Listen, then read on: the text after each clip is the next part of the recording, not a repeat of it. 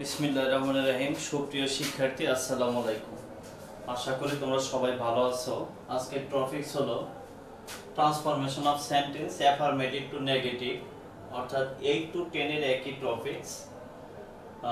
অনেক দিন ধরেই বিষয়গুলো আমরা রিভিশন করাচ্ছি না, বিদেয়ী আবার চলে আসা। তো দেখো, আশা করি সবাই শীটটার সামনে নাও। অ্যাফারমেটিভ টু নেগেটিভের রুল 1 এ আছে যে অ্যাফারমেটিভ সেন্টেন্সের যদি অনলি বা অ্যালোন থাকে এবং ওই অনলি বা অ্যালোন দ্বারা যদি কোনো ব্যক্তি, আল্লাহ অথবা গডকে বোঝানো হয়, অর্থাৎ অনলি বা অ্যালোন যদি কোনো ব্যক্তির আগে থাকে, সেটা একটা ছেলে হোক অথবা একজন মেয়ে হোক, অথবা আল্লাহর আগে থাকে, অথবা গড, জি ও ডি, বড় হাতে জি থাকতে হবে, কারণ এই গড দ্বারা সৃষ্টিকর্তাকে বোঝানো হয়, তাহলে ওই অনলি বা অ্যালোনের পরিবর্তে নান ভার্ব বসবে। আমরা যে বিষয়টা সবসময় লক্ষ্য রাখবো, অনলি বা অ্যালোনের পরিবর্তে নান ভার্বটা বসে, নান ভার্ব সবসময় বাক্যের শুরুতে বসে। Only Allah can help us, অনলিটা কার পূর্বে আছে? আল্লাহর পূর্বে আছে, তাহলে ওই অনলির জায়গায় আমি নান ভার্ব বসাবো। নান ভার্ব আল্লাহ,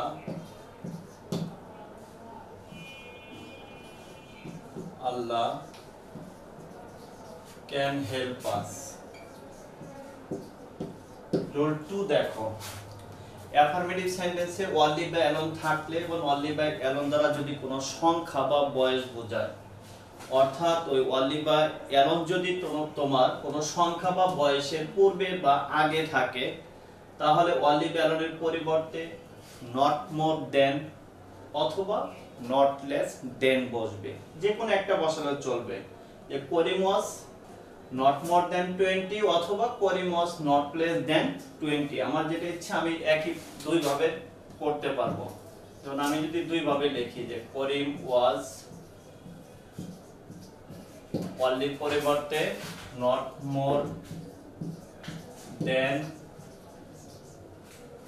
oblique not less than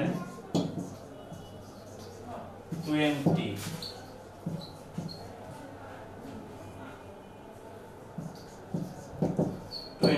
অর্থাৎ করিম was not more than 20 অথবা করিম was not less than 20। Rule 3, affirmative সেন্টেন্সে যদি অনলি বা অ্যালোন দ্বারা কোনো বস্তুকে বোঝানো হয়, অর্থাৎ অনলি বা অ্যালোন যদি কোনো বস্তুর পূর্বে বা আগে থাকে, তাহলে ওই অনলি বা অ্যালোনের পরিবর্তে নাথিং বাট বসবে। অনলি বা অ্যালোনের পরিবর্তে নাথিং বাট বলবে। যেমন এ চাইল্ড লাইকস অনলি সুইটস, একজন শিশু শুধুমাত্র মিষ্টান্ন পছন্দ করে। কি পছন্দ করে? মিষ্টান্ন। মিষ্টান্নটা কি? একটা বস্তু। এই কারণে এই অনলি বা অ্যালোনের জায়গায় আমি কি লিখব? নাথিং বাট লিখব।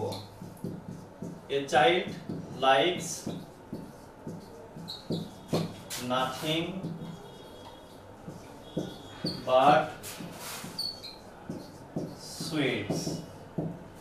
পরের রুল, অ্যাফারমেটিভ সেন্টেন্সে যদি মাস্ট অথবা হ্যাভ টু অথবা হ্যাজ টু থাকে, নেগেটিভ করার সময় এদের পরিবর্তে ক্যান নট বাট অথবা ক্যান নট হেল্প বসবে। আবারও বলছি, অ্যাফারমেটিভ সেন্টেন্সে যদি মাস্ট, যে you must obey your parents অথবা you have to obey your parents, অথবা যদি থাকতো he has to obey his parents. এই জন্য বলা যে অ্যাফারমেটিভ সেন্টেন্সে মাস্ট অথবা হ্যাভ টু অথবা হ্যাজ টু থাকলে নেগেটিভ করার সময় এদের পরিবর্তে ক্যান নট বাট অথবা ক্যান নট হেল্প ব্যবহার করবে। ওখানে একটা নোট দিছি তোমাদের, দেখো যে আমরা ক্যান নট হেল্প ব্যবহার করলে ভার্বের সাথে আইন যোগ করতে হয়। এটা কিন্তু আমরা রাইট ফর্ম অফ ভার্বেও করছিলাম, যে ব্র্যাকেটে ভার্বের পূর্বে যদি mind or without past, can not help, could not help, with a view to, look forward to, get used to, would you mind, cannot but cannot help, ওই যে cannot help ব্যবহার করলে ভার্বের সাথে আইন যোগ করতে, সেইটাই। cannot but ব্যবহার করলে ভার্ব যা আছে তাই থাকবে, কিন্তু cannot help ব্যবহার করলে ভার্বের সাথে আইন যোগ করতে হবে। যেমন আমরা এখানে লিখব you cannot but obey your parents, অথবা আমি লিখতে পারতাম you can not help obeying your parents. কিংবা যদি কোনো সেন্টেন্সে দেখো যে এরকম যদি তোমার থাকে যে আমি যেরকম এখানে মাস্ট থাকলে ক্যানট বাট ব্যবহার করলাম, যদি এটা না থাকে, যদি থাকে যে you had to obey your parents, তাহলে তো আবার দ্বিধাদ্বন্দ্ব ভুগবা যে স্যার আমরা তো নিয়মে পড়ছি যে cannot must have to has to থাকলে ক্যানট বাট ক্যানট হেল্প, কিন্তু এখানে হ্যাড টু আছে, তাহলে কি লক্ষ্য রাখবা হ্যাভ টু হ্যাজ টু যেরকম ভার্বের প্রেজেন্ট ফর্ম, এই কারণে ক্যানট বাট অথবা ক্যানট হেল্প, কিন্তু হ্যাড টু ভার্বের পাস্ট ফর্ম, এই কারণে এই হ্যাড টু থাকলে আমরা কি ব্যবহার করব, কুড নট বাট অথবা কুড নট হেল্প। তখন আমরা লিখব you could not but obey your parents, obey your parents। তারপরেরটা দেখো, both daughter and oblique শুধুমাত্র and যুক্ত কমপ্লেক্স সেন্টেন্সকে সিম্বল করার নিয়ম। both daughter and oblique শুধুমাত্র and যদি থাকে, and যুক্ত অ্যাফার্মেটিভ সেন্টেন্সকে নেগেটিভ করার নিয়ম। both Rahim and Karim are two friends, এখানে both আছে, এখানে and আছে, তাহলে অ্যাফার্মেটিভ সেন্টেন্সকে আমরা নেগেটিভ করব। এই both এর পরিবর্তে বসাবো not only এবং and এর পরিবর্তে but also। কিন্তু শুধুমাত্র যখন and থাকবে তখন কি করবা, যে he took coffee and ice cream, এখানে কি বসবে, আমরা লক্ষ্য রাখবো ভার্বের পরে যে অবজেক্টটা থাকবে এর পরে আমরা not only বসাবো আর and এর পরিবর্তে আমরা but also বসাবো। তাহলে ক্লিয়ার করে আবারো বলছি, both daughter and যুক্ত অ্যাফার্মেটিভ সেন্টেন্সকে নেগেটিভ করার নিয়ম, both এর পরিবর্তে not only এবং and এর পরিবর্তে but also বসে। আর যদি শুধুমাত্র and থাকে তাহলে প্রথম অবজেক্টের পূর্বে আমার not only বসবে এবং and এর পরিবর্তে আমার but also বসবে। যেমন দেখো both এর জায়গায় আমি not only বসাই,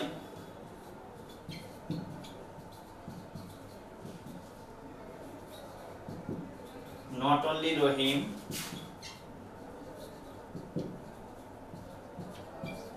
but also Karim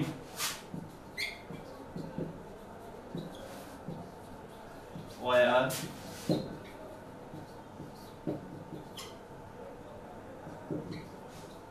two friends। পরেরটা দেখো যে he took coffee and ice cream, শুধুমাত্র and আছে, তাহলে he took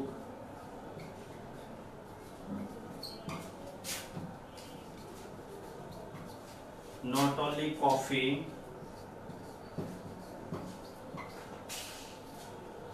and এর পরিবর্তে but also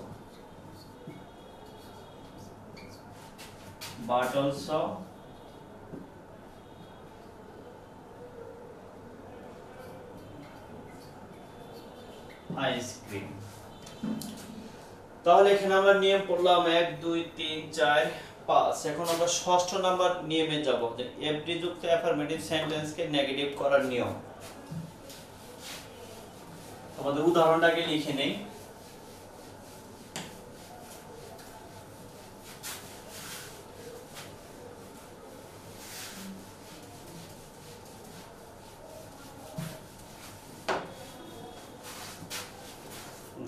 এভরি যুক্ত অ্যাফার্মেটিভ সেন্টেন্সকে নেগেটিভ করার নিয়ম। Every mother loves her child, এটা তিনটা নিয়মে করা যায়। আমি তোমাদের যে শীটটা দিয়েছি সেখানে একটা নিয়মের উদাহরণ দিয়েছিলাম, দেখো তিনটা নিয়মে আমি করে দেই। Every mother loves her child. Every যুক্ত অ্যাফার্মেটিভ সেন্টেন্সকে নেগেটিভ করার নিয়ম, এভরি এর পরিবর্তে there is no dot dot but বসে, অথবা এভরি এর পরিবর্তে there is no dot dot what doesn't বসে, অথবা নো দ্বারাও করতে পারি। প্রথমে নো বসাবো, তারপর নাউনটা বসাবো, তারপর ভার্বের বিপরীত ফর্ম বসাবো প্লাস বাকি অংশ বসাবো। দেখো গঠনটা দেখো, এভরি এর পরিবর্তে আমরা দেয়ার ইজ নো বসাই, দেয়ার ইজ নো, তারপরে এভরি এর পরে নাউনটা বসাবো মাদার, তারপর আমরা বাট বসাবো, অর্থাৎ নাউনটা বসানোর পরে বাট, অর্থাৎ ভার্বের আগে বাট বসানোর পরে ভার্ব থেকে বাকি অংশ আমি লিখে দেব, লাভস হার চাইল্ড। পরেরটা দেখো, এই নিয়মে করতে পারি, এর পরিবর্তে দেয়ার ইজ নো, তারপরে এভরির পরে নাউনটা মাদার, তারপর হো ডাজেন্ট, হো ডাজেন্ট, তারপর বার্থ এ বাকি অংশ অর্থাৎ একটি ভার্বের বেস ফর্মটা বসে যাবে, লাভ হার চাইল্ড। পরের নিয়মটা যদি বলি এস সোনার যুক্ত অ্যাফার্মেটিভ সেন্টেন্সকে নেগেটিভ করার নিয়ম। এস সোনাদের পরিবর্তে নো সোনার হেড বসে এবং কমার পরিবর্তে দেন বসে। এই ক্ষেত্রে গঠনটা নিম্নরূপ, যেমন এক উদাহরণটা লিখে নিই যে as soon as the thief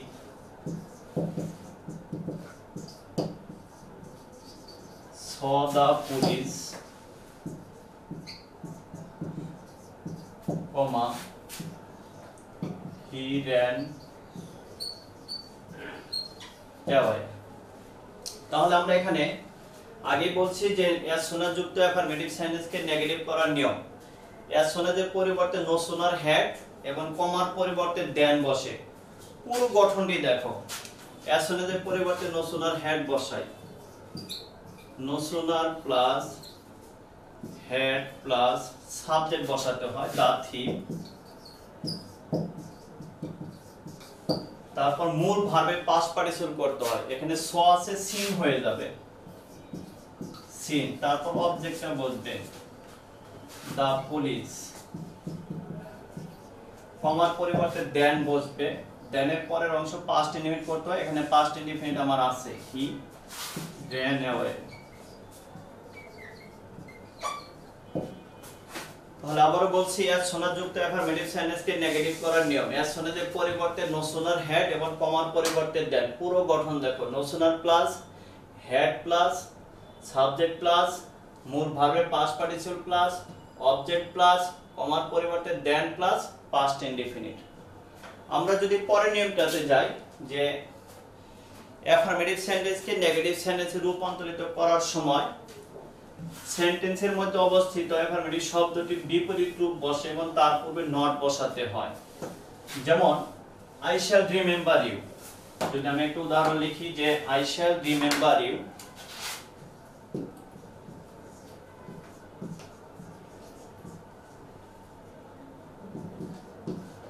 I shall remember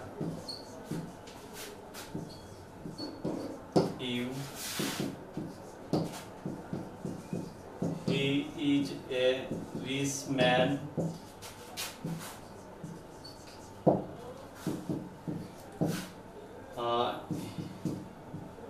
He is a good student.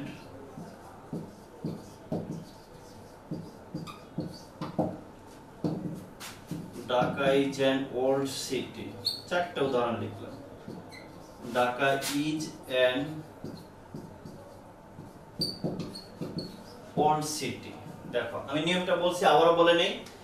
Affirmative সেন্টেন্সকে নেগেটিভ সেন্টেন্সে রূপান্তরিত করার সময় সেন্টেন্সের মধ্যে অবস্থিত অ্যাফার্মেটিভ শব্দটির বিপরীত শব্দ বসবে এবং তার পূর্বে নট বসবে। যেমন আই শ্যাল রিমেম্বার ইউ, আমি তোমাকে স্মরণ রাখবো বা মনে করব, এর বিপরীত শব্দটা লিখব I shall not, I shall not forget you. Bangla কি দাঁড়ালো? আমি তোমাকে ভুলবো না। যদি না বলি তাহলে কি দাঁড়ালো? আমি তোমাকে মনে রাখবো, সেইটাই। এই জন্য দেখো অ্যাফার্মেটিভ শব্দটার বিপরীত শব্দ বসবে এবং তার পূর্বে কি বসবে? নট বসবে। তার পূর্বে কি বসবে? নট বসবে। He is a rich man, সে হয় একজন ধনী মানুষ। তাহলে অ্যাফার্মেটিভ শব্দটার বিপরীত শব্দ বসাবো এবং তার পূর্বে আমরা নট বসাবো। কি দাঁড়াবে? সে হয় একজন ধনী মানুষ। আমি লিখবো হি ইজ নট এ পুর ম্যান। ধনী যদি না হয় তাহলে গরিব মানুষ, সেই জন্য সে একজন গরিব মানুষ নয়, অর্থাৎ গরিব মানুষ যদি না থাকে তাহলে ধনী মানুষ। হি ইজ এ গুড স্টুডেন্ট, তাহলে কি লিখবো? He is not a bad student অথবা ডাল স্টুডেন্ট, সে একজন খারাপ ছাত্র নয়। তারপরটা যদি লিখি Dhaka is an old city, Dhaka একটা পুরাতন শহর, এটা আমি লিখবো Dhaka is not a new city, অর্থাৎ ঢাকা একটা নতুন শহর নয়, নতুন শহর না থাকলে একটা পুরাতন শহর। পরের নিয়মটা যদি আসি, অলওয়েজ যুক্ত অ্যাফারমেটিভ সেন্টেন্সকে নেগেটিভ করার নিয়ম আমরা লক্ষ্য রাখবো। অলওয়েজ এর পরিবর্তে নেভার বসে এবং অ্যাফারমেটিভ শব্দটি বিপরীত শব্দ বসে। আবার বলছি, অলওয়েজ যুক্ত অ্যাফারমেটিভ সেন্টেন্সকে নেগেটিভ করার নিয়ম, অলওয়েজ এর পরিবর্তে নেভার বসে এবং অ্যাফারমেটিভ শব্দটির বিপরীত শব্দ বসে। যেমন হি ইজ অলওয়েজ পাঞ্চুয়াল, আমি যদি লিখি he is always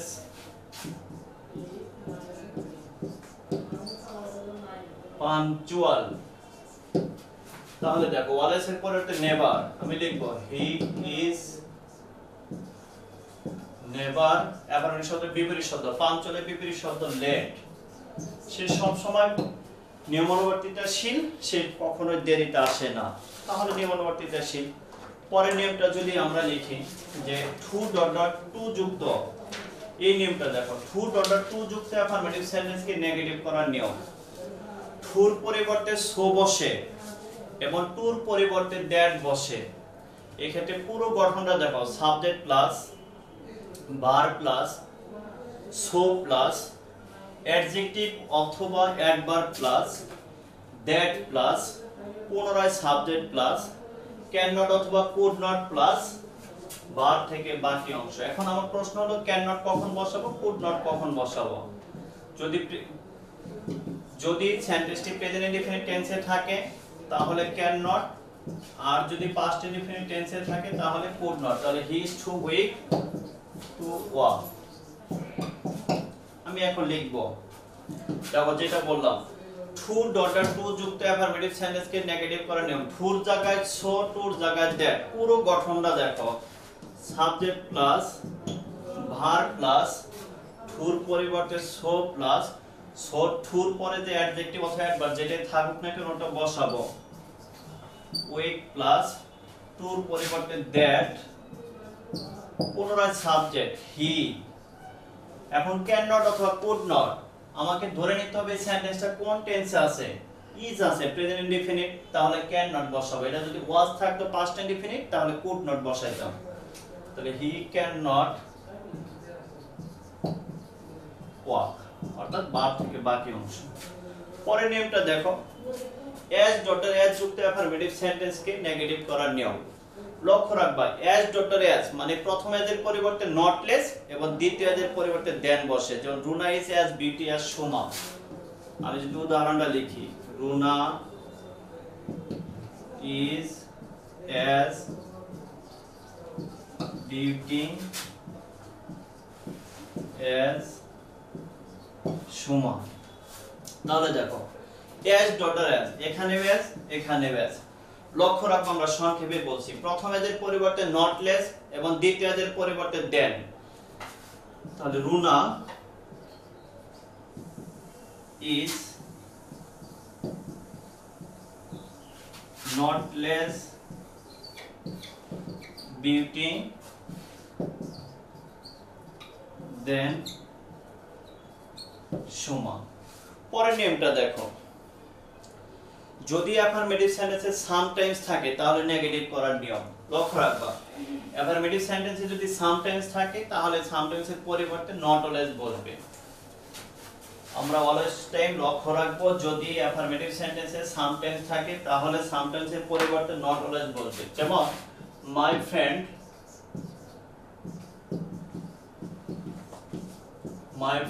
sometimes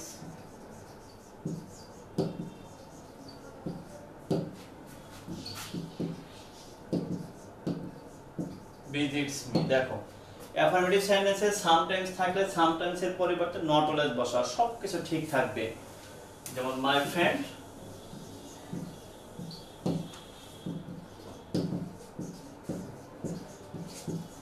not always